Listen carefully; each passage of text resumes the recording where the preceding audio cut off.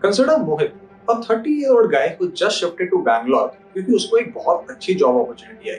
तो मोहित और उसकी वाइफ बैंगलोर शिफ्ट हो गए और उन्होंने पहले आते ही 2 BHK रेंट पे ढूंढना शुरू किया। But they got hit by reality जब उन्हें पता लगा कि यहाँ पे अगर ऑफिस के पास घर लेना है तो 2 BHK का रेंट 50,000 से कम का नहीं है। So they decided to go for buying their own house. और ये मोहित की नहीं, मोहित के जैसे बहुत ही मिलेनियल्स और जेनजीज की सोच है। According to a report published by JLL, 60% of home buyers by 2030 will be millennials and Gen Zs.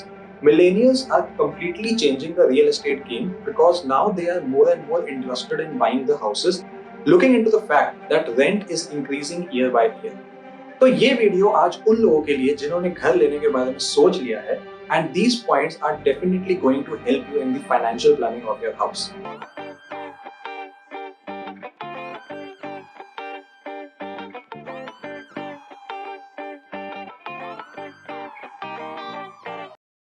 Number one, please make sure that the house value is not exceeding 3 to 4 times of your annual household income. तो इस case में अगर मोहित 2.5 लाख रुपए महीना कमा रहा है, he has to make sure that जो उसके घर का वैल्यू है वो 3 to 4 times of annual income से ना एक्सीड करे, which means उसके घर का वैल्यू 90 लाख से 1.2 CR के बीच में कंसिडर होना चाहिए। अगर हम 1 करोड़ का बजट मान के चलते हैं, the second is do not make your EMIs more than 40% of your monthly income. ये रूल आया है 30-30-30-10 बजटिंग के रूल से, जहां पे 30% of your income should go into your living, 30% of your income should go into your liabilities, 30% of your income should go into investments. Now, अगर आप 40% या 30% अपनी मंथली इनकम का सिर्फ एक लाइबिलिटी रखते हैं, एक घर की EMI रखते हैं, that means you have the appetite to save for your other future goals as well.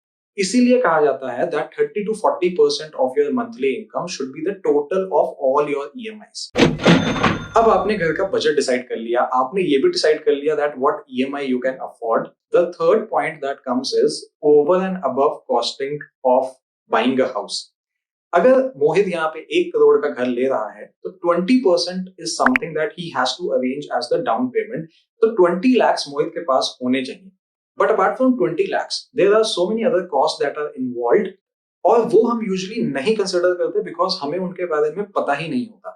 So the other expenses that Mohit has to bear is number one, registration and stamp duty.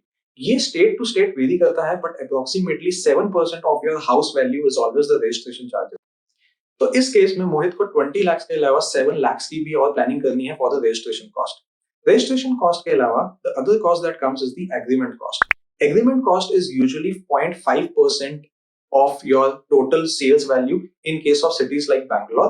तो यहाँ पे 50,000 additional he has to save for the agreement cost.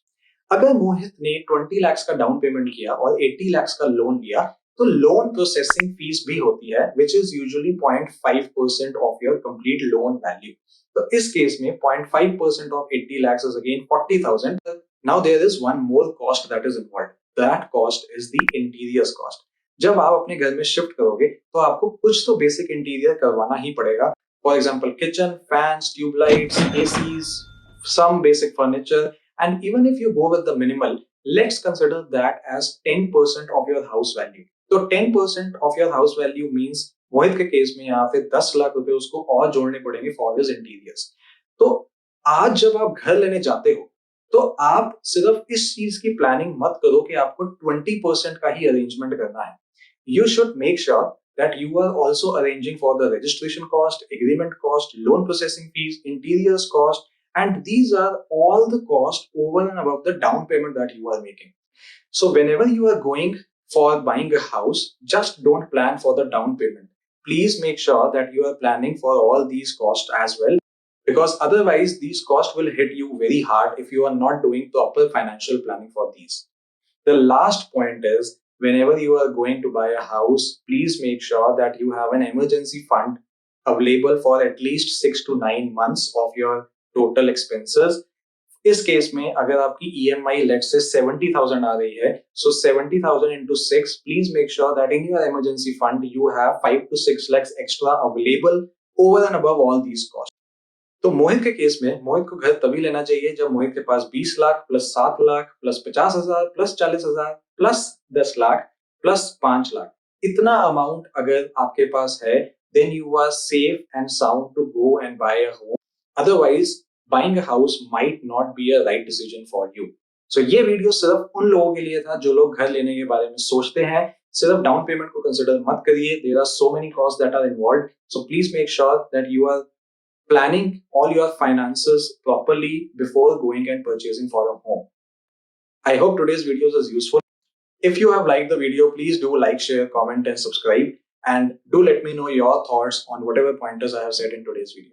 Plan today for a better tomorrow. Thank you.